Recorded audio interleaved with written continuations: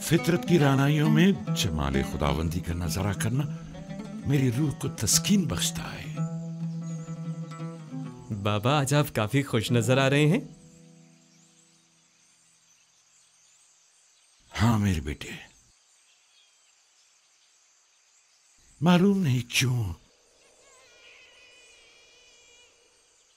मेरा ख्याल है शायद आज यूसुफ भी बहुत खुश है।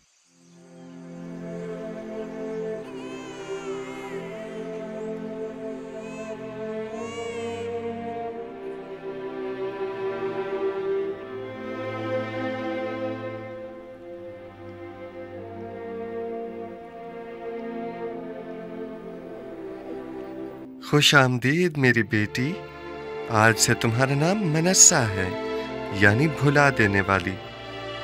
तुम्हारे आते ही तुम्हारे बाबा अपने तमाम गम भूल गए।